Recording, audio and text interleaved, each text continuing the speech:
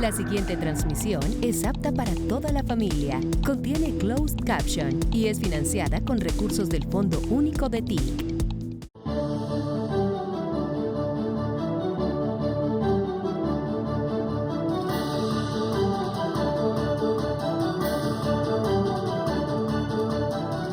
Este es el Día del Veterano, que se puso a través de una ley hace mucho tiempo ya. No tanto, porque fue el 2019. Estaba en ese entonces en el Senado de la República y se decretó como el 10 de octubre el Día del Veterano, conmemorando el último día en que los españoles como potencia, como poder, estuvieron en Colombia, su última retirada militar en la ciudad de Cartagena, que exactamente fue el 10 de octubre de 1821. Cartagena, que había dado su grito de independencia de primeras. Bueno, de primeras se habla también de los territorios libres de la población negra mucho antes, que salieron de ahí, de Cartagena, como el Palenque San Basilio, como uno de nuestros héroes que hay que colocar en los libros de historia. Yo tengo aquí una frustración porque todavía a estas alturas, a pesar que la ley lo ordena, la historia, el estudio de la historia no se ha generalizado en los colegios del país. Y yo creo que nuestra juventud, nuestra niñez, empezando por ahí, para que en un futuro toda nuestra sociedad puedan discutir de nuestra historia. No hay una historia científica y diversas interpretaciones de los hechos, pasaron hace mucho tiempo, pero indudablemente este fue un hecho de libertad final, sacar el último soldado del imperio colonial, de la corona, y construir una república. Allá en Boyacá, en nuestro último acto, el 7 de agosto, hablamos de qué significaba una república, o sea, esa lucha que dieron tantos colombianas y colombianas, todos muy jóvenes, empezando por Bolívar, qué significaba dentro de nuestra historia nacional, de nuestra construcción como personas, incluso de nuestro ideario y de nuestros principios republicanos. Y aquí, pues tenemos una fecha que es muy posterior a ese 7 de agosto, 1821, y en la ciudad que primero gritó libertad y que fue la última en ser liberada. Algunos reductos quedaron por ahí, pero ya no fueron suficientes. Estuvo allí Córdoba, estuvo allí Maza, estuvo allí ni más ni menos que el almirante José Prudencio Padilla, del cual también hemos conmemorado el año pasado sus 200 años, uno de los héroes también, de color negra también, y fundador de nuestra flota, de nuestra área naval, de nuestra fuerza naval, quizás una de las personas más atrayentes de nuestra inicio como república. Fue fusilado por nosotros mismos, esa misma tendencia de matarnos entre nosotros, que arrancó casi desde el principio, como una especie de página a la colombiana del libro Caín y Abel, que leímos todos en la Biblia hace mucho tiempo, pero que pareciera se repitieran todos los pueblos del mundo, y nosotros no somos la excepción porque haya acontecido, pero sí somos la excepción porque permanece. El gran problema de Colombia no es ni siquiera que antaño se hayan matado unos colombianos con otros, casi en todas partes ha sucedido lamentablemente, sino que nos sigamos matando después de los siglos, que no hayamos encontrado el camino después de los siglos de la construcción nacional, solidaria, conjunta, común, que hace que cualquier país se vuelva grande. Los Estados Unidos de Norteamérica, después de su propia guerra, entre ellos mismos, luchando también por la libertad de los esclavos y de la igualdad independientemente del color de la piel, pues se constituyó en la primera potencia durante todo el siglo XX gracias a su propia unidad, gracias a saldar con la paz lo que fue una guerra violentísima entre sus propias familias, entre sus propios integrantes. 2 ejércitos tuvo Estados Unidos, el confederado, el del norte, y lucharon entre sí. Y esa historia allá no la van a repetir, y nos enseña que es el camino de la unidad nacional, el camino verdadero de construcción de una nación. Hablar de los veteranos de Corea, hablar de Corea, hemos hablado bastante aquí, país que era en aquel entonces más pobre que nosotros.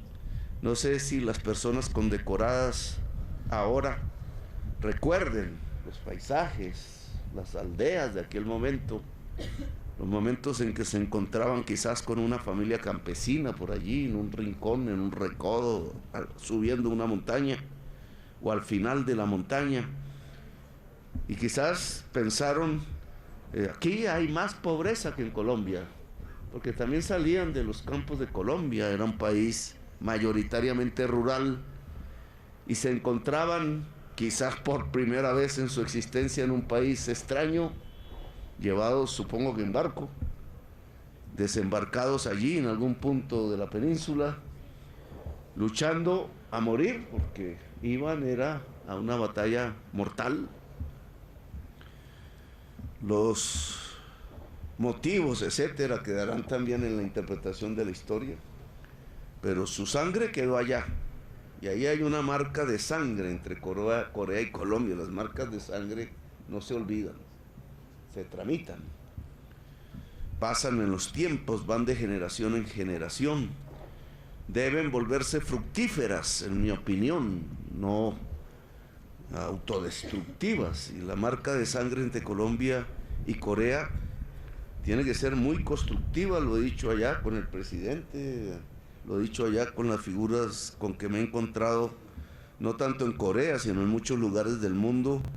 La alianza Corea-Colombia debería crecer como un eje propio, no dentro de la geopolítica mundial, que a veces ni nos ve y no tiene en cuenta nuestros problemas, sino como 2 países que como hermanos supieron enfrentarse conjuntamente, colaborarse conjuntamente en los campos de batalla, y eso genera una camaradería que nunca se olvida. Ahí se construye una hermandad, se siente el hermano cuando se está al lado de alguien que también arriesga su existencia, y colombianos y coreanos allá lo hicieron. No creo que ya haya enemigos de eso, por lo menos del lado de Colombia, pero allí también se encontraron 2 pobrezas. La pobreza rural colombiana, la mayoría de esos soldados venía de los campos de Colombia, y la pobreza rural de Corea en general, en su lucha también dentro de ellos mismos. Y hoy sirve para conmemorar este evento de veteranos de la guerra. Hay una enorme distancia. No somos igualmente pobres, todos tenemos problemas obviamente, pero Corea logró su desarrollo, logró niveles de equidad envidiables, logró hacer una reforma agraria y hacer que sus campesinos vivieran mejor y dieran alimentos a la enorme población que empezaba a crecer allí. Se generó una industria que aquí vemos en los almacenes, hasta compramos algunos de sus productos. Un país que se industrializa, que logra colocarse en la vanguardia tecnológica del mundo, que logra el estudio para toda su población. Los niveles educativos de Corea ya van más allá del pregrado que llamamos nosotros. Ya la mayoría de su población se especializa en la educación superior. Y comparado con nosotros, los hermanos en el campo de batalla, ¿qué? ¿Por qué nosotros nos quedamos? Esa es una buena pregunta que aquí no voy a contestar porque no es el objetivo, pero que sí dejo y quiero que quede en la mente de tanto personal uniformado como civil. ¿Por qué, si éramos incluso más ricos que los coreanos en aquella guerra, no mucho más, pero teníamos un poco más de desarrollo aquí, por eso fuimos allá ¿Por qué hoy es al revés? Después de varias décadas, de cerca de 70 y pico años, 75 años. ¿Por qué? ¿Qué hizo bien Corea? ¿Qué hicimos mal nosotros?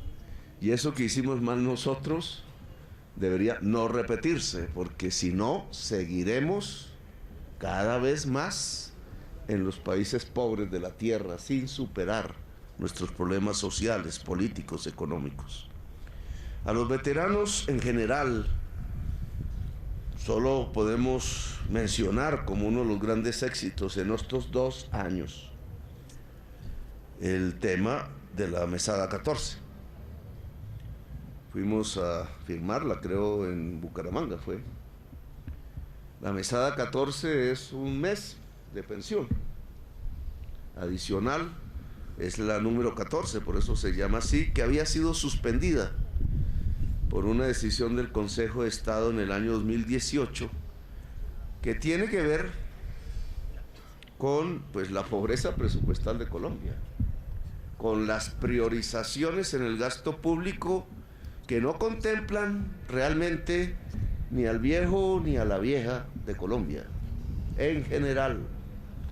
Por eso tenemos 3 millones todavía ahí en las calles de las ciudades, incluso con estos fríos, vendiendo bonais y paletas y tratando de sobrevivir con lo que venden como vendedores ambulantes. Y creemos que es normal, que es lo peor, que nuestros padres pueden estar abandonados en una calle sin que los cuidemos, porque ellos son nuestros padres colectivos. Claro que cada uno de nosotros tiene un padre, una madre, la mayoría, conocidos. Pero es que hay los padres y las madres de Colombia. Y la mayoría de lo que llamamos la tercera edad, de lo que llamamos vejez o como queramos denominar padre, son mujeres. Los hombres nos desgastamos y nos morimos antes. Entonces la mayoría de las personas que andan en las calles viejas son mujeres, son nuestras madres colectivas. Nacieron en los mismos pueblos donde nosotros nacimos, en los mismos barrios quizás donde nosotros nacimos. Se criaron casi que en las mismas calles, viendo los mismos paisajes. Lucharon, como sabemos, en general, porque no les dieron a la mayoría educación pública, no había educación, les dieron una vida para trabajar cuidando a sus hijos. Y lo hicieron, nos levantaron, aquí estamos caminando, gracias a nuestras madres, todas, la gran madre colectiva de Colombia. Los indígenas incluso extienden el concepto hacia la misma naturaleza, porque la naturaleza la ven como la madre tierra. Decimos el río Grande, madre de Colombia, de la patria, el río de la Magdalena, que hoy no tiene peces, ha muerto. ¿Y cómo viven esas madres colectivas?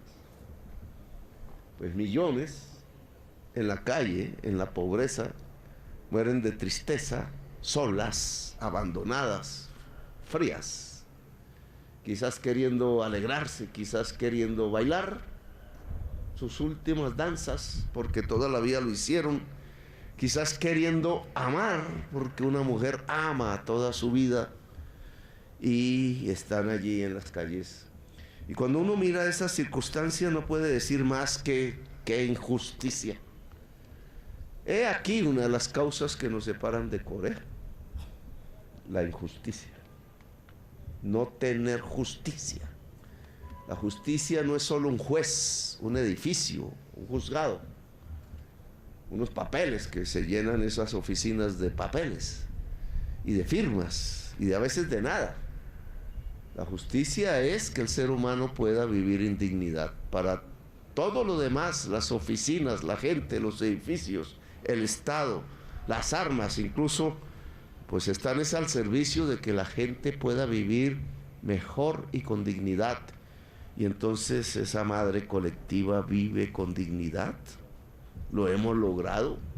No debería ser una de nuestras prioridades fundamentales.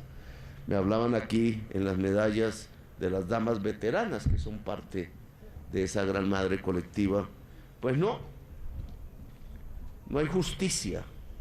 Y estos triunfos pequeños, como que un veterano de la guerra, hombre o mujer, tenga una mesada 14, es un triunfo pequeño. Dignifica, sí, no puedo pasar por encima del hecho. Fue quitado en el 2018 y el mismo Consejo de Estado lo volvió a restituir en el 2023. Y para evitar que un viejo que haya dado su vida aquí en los campos, luchando, aguantando hambre, subiendo montañas, arriesgando, porque arriesga, y entonces que un año sí le dan la mesada, que el otro año se la quitaron y que quién sabe el siguiente, pues nosotros decidimos que fuese una ley y el Congreso de la República la aprobó. Y hoy por lo menos podemos dar ese parte de victoria. La mesada 14 es de ley y no la van a quitar más. Pero no llega a todo el mundo, no llega a todos los veteranos.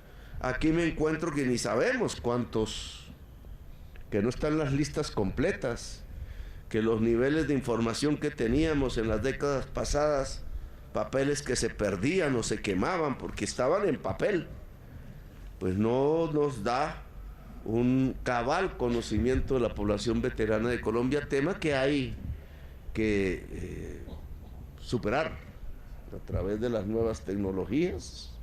Yo creo que podemos adelantar, ministro, una comisión que con las nuevas tecnologías nos permite que no quede nadie que haya pasado por la fuerza pública de Colombia y ha cumplido sus tiempos por fuera de las listas. Listas que en su mayoría pues no tienen la mesada 14. La mesada 14 es para un grupo allí, con unos indicadores, pero no es para todos los veteranos y veteranas.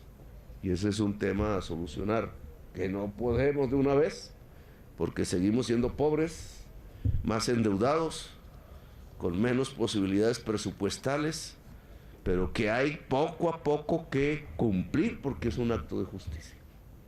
Progresivamente llegar a que los veteranos sean pensionados y los pensionados tengan mesada 14. Aquí hay un gran vacío que me parece que deberíamos afrontar también dentro de muchos, porque son muchos los vacíos en temas de salud, y es el tema de la vivienda.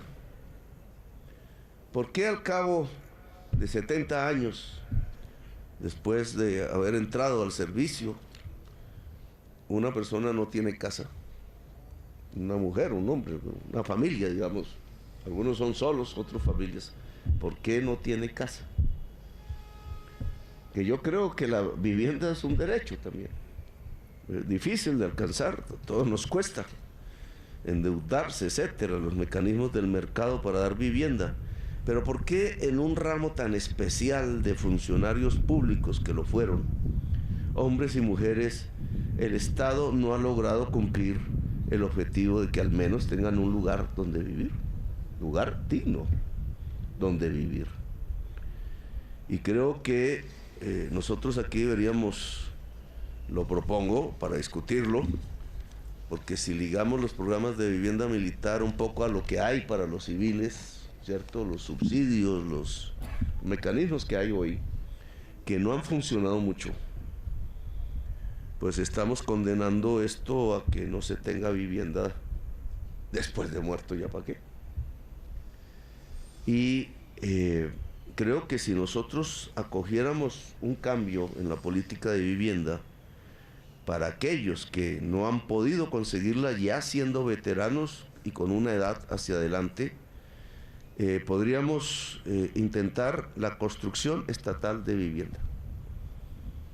Eso se abandonó. Acuérdese, ministro, que existía en ICT, creo que se llamaba, hace años, décadas.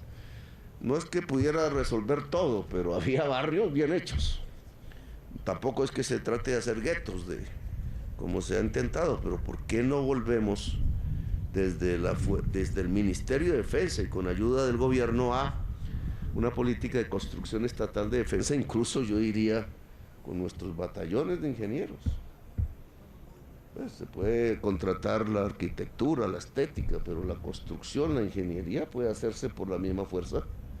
Porque ¿qué tal un soldado integrante de un batallón de ingenieros haciendo la casa de un veterano? ¿Qué piensa él? Pues que también alguien le va a hacer su casa cuando toque, cuando las edades lleguen a ese punto. Y eso es una solidaridad humana. El joven ayudándole a hacer la casa al viejo, porque algún día los jóvenes del mañana le darán también su casa cuando él ya sea también digno de... Uno es digno de tener casa, pero la vida pues lleva a que en momentos de edad no se tenga. Entonces le propongo, ministro, ese programa adicional a sostener la mesada 14, que por lo menos hoy, 2 años después de este gobierno, podemos decirle a los veteranos y veteranas que cumplimos. Bien, una felicitación entonces a todos estos equipos, a todas estas personas, la mayoría aquí ni nos escucha, están en todos los lugares del país. La organización de veteranos, aunque es harta en número de organizaciones, es pequeña en cubrir el número de veteranos y veteranas. Yo creo que esta es una fuerza social que debe expresarse en función de sus propios intereses y en función de los intereses del país, como crean, y por tanto ayudarla a fortalecer, porque si hay organización, siempre habrá conquistas sociales. Organización y obviamente lucha, porque nada se da de la noche a la mañana y hay que lucharlo, pero podemos mejorar las condiciones del veterano y la veterana mejor. Una señora aquí me dice, mire bien el tema de las damas veteranas, que obviamente por las circunstancias de la fuerza pública de Colombia deben ser una minoría. Hasta ahora es que empezamos a conquistar equidades en las diferentes fuerzas, pero entonces hay que mirar bien qué pasa con la dama veterana en las diferentes áreas, las diferentes fuerzas de nuestra fuerza pública. Bueno, estos veteranos y veteranas y la gente aquí en actividad regular, profesional, etcétera, en sus diferentes grados, en sus diferentes fuerzas, han logrado unos datos que yo creo que es conveniente decir. Me los entrega la Policía Nacional. Yo pretendo, ministro, que los datos se consoliden entre todas las áreas, para que no haya confusión. Hay unos que obviamente pertenecen a la policía por su razón de ser. Hay otros, como la incautación de cocaína, que están en todas partes y que bien merece la pena sintetizar en uno solo. Ahí siempre hay discusiones para que la opinión pública sepa si avanzamos, si no avanzamos, si la estrategia del gobierno funcionó o no. La estrategia del gobierno es que si destruimos economías ilícitas, aumenta la seguridad de la población. Es fácil de describir en una frase. Si destruimos economías ilícitas, debe disminuir la muerte provocada en Colombia. Y no solo la muerte, sino todos los hechos de inseguridad. Es una teoría diferente a la que se ha usado en Colombia en años pasados. No las vamos a discutir, pero es diferente. Antes medíamos por bajas, ahora medimos por vidas. Esa es la diferencia, ni más ni menos. Y para medir por vidas, la fuerza pública tiene que ser detentora de mucha vida. Por eso iniciamos una política de bienestar social, llamémosla así, que espero tenga resultados positivos en términos de vivir mejor dentro de la fuerza pública. Esto a pesar de las afugias presupuestales que estamos viviendo, sobre todo en estos 3 meses de final del año, no debe retroceder. Y obviamente es una discusión con el Ministerio de Hacienda, dura, pero no debe retroceder nada sino avanzar la política de bienestar social de la fuerza pública en todas sus áreas. Esto tiene un sentido, un propósito. Entre mejor viva un soldado, un patrullero, una patrullera, un soldado del mar, entre mejor viva un piloto de helicóptero, etcétera, ahora que tenemos que lamentar la tragedia última en un helicóptero, mejor seguridad tendrá Colombia en términos de vidas. El tema no está tanto, aunque se necesita en el arma, en la tecnología, obviamente se necesita, pero el énfasis debe estar en el ser humano. El fusil se puede llamar Galil, G3, no sé qué, Auge, M16, como sea, las marcas que sean, sus orígenes de fábrica. Ojalá la fábrica de armas de Colombia pueda empoderarse y liberarse un tanto de las dependencias geopolíticas. Pero el problema no está en la calidad del fusil, aunque es importante. Sobre todo está en la calidad de quien maneja el fusil. El fusil no sirve para nada si no hay una persona detrás. No es más sino una chuchería ahí en un rincón oxidándose. Quien hace que ese fusil tenga algún sentido en función de la libertad y la democracia de la ciudadanía es la persona que está detrás del fusil, que lo carga, hombre o mujer, y el bienestar de esa persona es fundamental.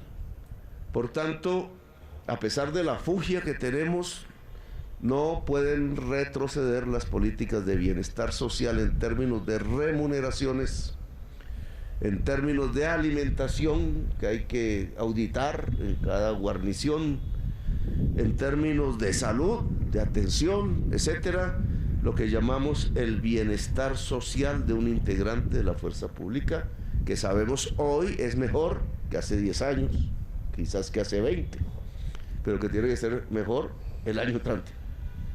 Y eso es dinero público, y por tanto le pido al ministro un gran esfuerzo en esa prioridad.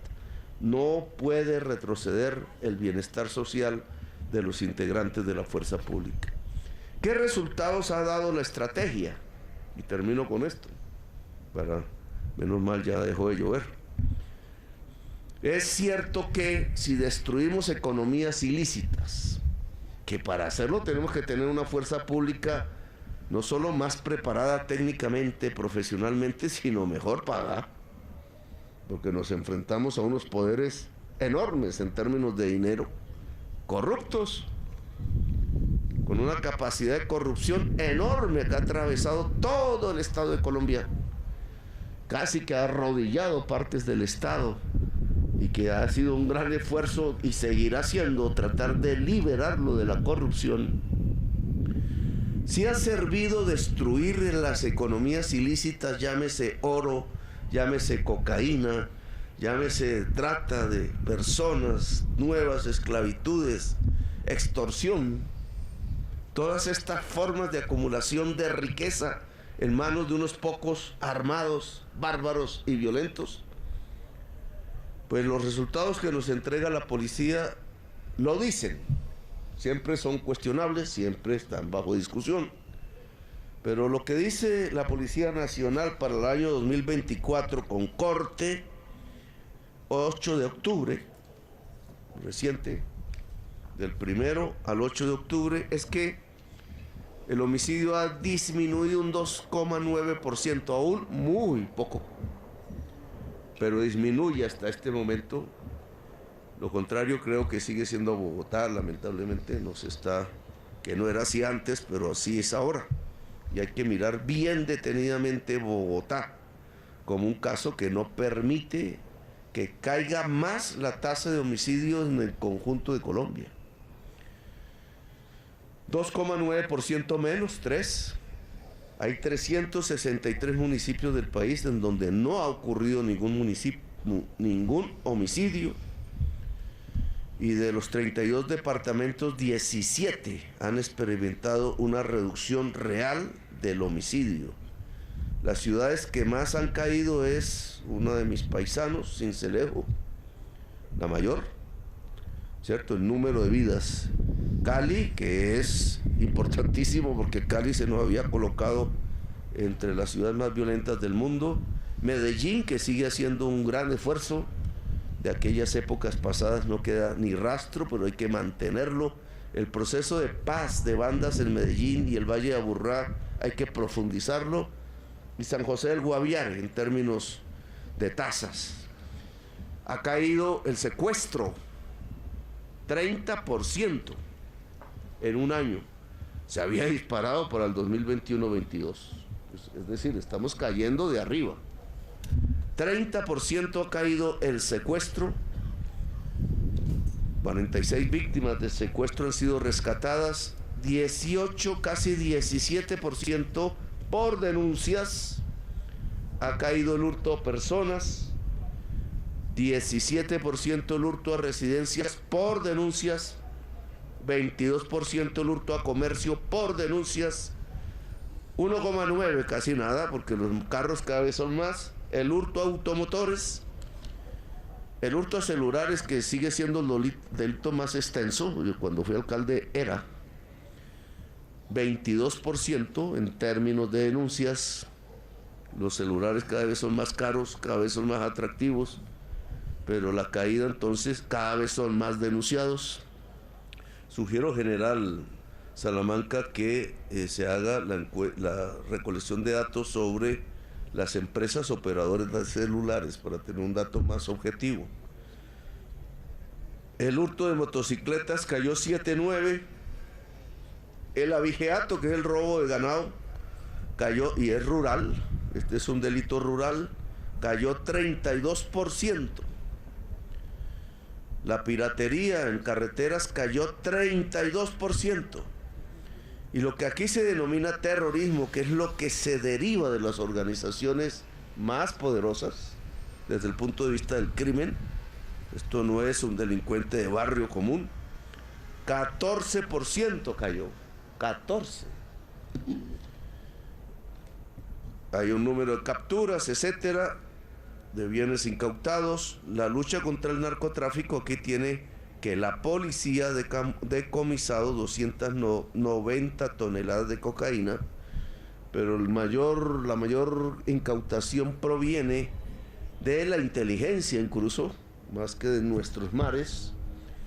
En los mares afuera, internacionales o de otros países, que gracias a la inteligencia de la Armada y la Fuerza Naval logran capturarse, y de otras inteligencias, no solamente estas, logra capturarse a un nivel que está superando 680 toneladas de cocaína, que han superado en cerca de 13% los niveles del año pasado, que ya habían superado los niveles del primer año del gobierno anterior, en mucho. Entonces, estos números, que generalmente no se publican mucho, ¿cierto? Porque es mejor publicar el video de un raponazo en una ciudad como esta, que los hechos de triunfo sobre el delito en Colombia. Pero esto lo que indica es que si hemos golpeado tan duro las grandes economías ilícitas, es cierto. Primer tesis, hemos golpeado duro las economías ilícitas. Segundo hecho, hemos disminuido la pobreza, 1.600.000 pobres menos el año pasado. Si disminuimos la economía ilícita y disminuimos la pobreza, la seguridad debe aumentar en términos de vidas. Lo que indica estos datos es que sí, nos aumenta la extorsión como delito. La extorsión aumenta en ciertas zonas de Colombia porque al dañarles el negocio de la cocaína, se van a extorsionar a los vecinos. Y aquí hemos tenido fallas porque no lo hemos podido contener. Destruimos el negocio de la cocaína, pero se van a extorsionar a los vecinos. Y entonces tenemos que tener un aparato que sea capaz de detener también la extorsión. Pero es el único delito que aumenta. Luego, me atrevo a subrayar que no nos hemos equivocado, ya veremos después, estamos abiertos a las críticas. No nos hemos equivocado en que si un país disminuye la pobreza y disminuye sus economías ilícitas, disminuye su inseguridad, y podemos decir que Colombia viene disminuyendo sustancialmente su inseguridad, y ojalá se mantenga estos niveles en los próximos años por venir. Gracias, muy amable por haberme escuchado. Felicitaciones, veteranas, damas veteranas y caballeros veteranos de Colombia. Muy amables.